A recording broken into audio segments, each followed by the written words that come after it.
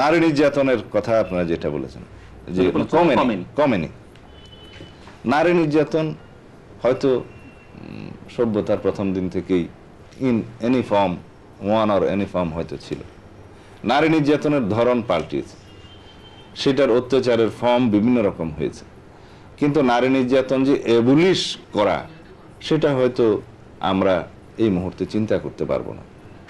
অপরাধ যদি ডিটেরিয়েট না করে, পরিস্থিতি ডিটেরিয়েট না করে এবং সংখ্যা যদি আমাদের টার্গেট অনুসারে কমে, তাহলে আমি মনে করবো এটার পরিস্থিতি উন্নত হয়েছে। আজকে আপনি দেখেন বিগত কয়েক মাসের মধ্যে আপনি খেয়াল করবেন এসিডে ঝলসে গেছে সেরকম কোন মুখ আমরা বোধহয় পত্রিকান্তরে দেখিনি।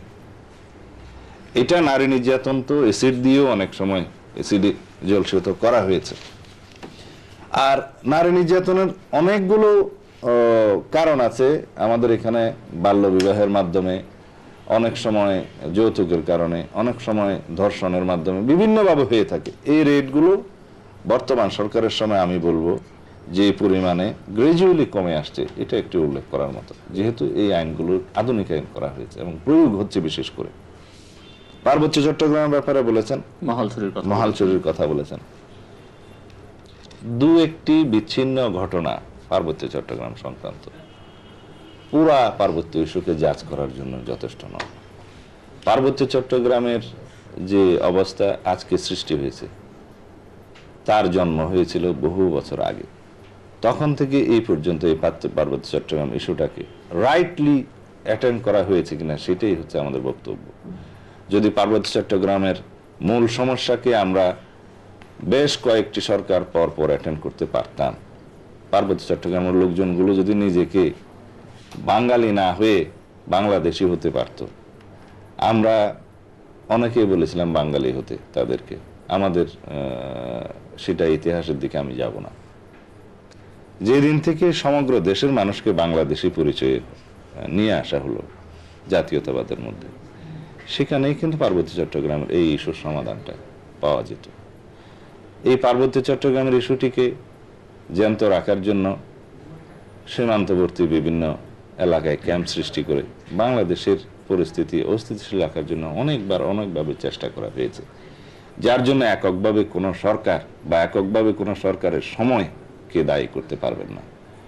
আমাদের উচিত যৌথভাবে সরকারি দল, বিরোধী দল সবাই, সকল বাংলাদেশি সকল রাজনৈতিক শক্তি, সকল গণতান্ত্রিক শক্তি ঐক্যবদ্ধ হয়ে পার্বত্য চট্টগ্রামের সমস্ত সমস্যাকে আমরা সমাধান করি।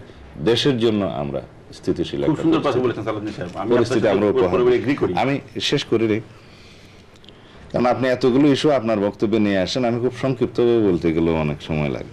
দেওয়ানি আইনের স্থগিত করা, আপনি চিন্তা করেন যে সরকার একটি আইন সংসদে পাশ করলো জনগণের উপকারার্থে, আপনার মাল্টিপ্লিসিটি অফ কেসেস যাতে না হয়, মানুষ যাতে হয়রানি না হয়, সেই জন্য সেম ম্যাটার অফ ট্রানজ্যাকশনে যাতে বারবার একই মামলা পুনরাবৃত্তি না করে, এক মামলা এক কোর্ট থেকে আরেক কোর্টে গিয়ে সেম মামলা না হয়, এগুলোর জন্য মিথ্যা মামলা না হয়, সরকার জনগণের স্বার্থে দেওয়ানি কার্যবিধির পরিবর্তন অ্যামেন্ডমেন্ট এনেছিলেন।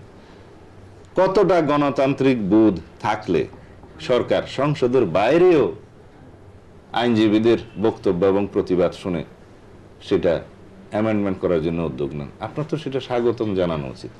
আমরা সংসদে তাদের বক্তব্য অনুসারে অ্যামেন্ডমেন্ট করে আবার একটি সংশোধনী আনতে যাচ্ছি দেওয়ানি কার্যবিধি। তো সেই জায়গায় আপনারা যদি বিরোধী দলীয় ভূমিকা সংসদে রাখতেন, তাহলে বাইরে আইনজীবীদের ভূমিকাটা না রাখলেও আপনাদের মাধ্যমে সেই ভূমিকাটা আমরা পেতাম এবং আমরা সেটা সংশোধনে আনতে পারতাম। এটা হচ্ছে ডেমোক্রেটিক মনোভাবের পরিচয়। একটা গভর্নমেন্টের অ্যাক্টিভিটিসকে আপনি সংসদে এবং সংসদের বাইরে সব দিক থেকে জাজ করলে এই জিনিসটাই বেরিয়ে আসবে। তা আমার মনে হয় যে আপনাদের এখনো সময় আছে, আসুন সংসদে আসুন, সংসদে এসে আপনারা এখন যেগুলো রাস্তায় বলছেন সেগুলো ফর্মুলেট করুন সংসদে। সরকার এবং সরকারি দল অবশ্য বাধ্য হবে এগুলো বিবেচনা করতে।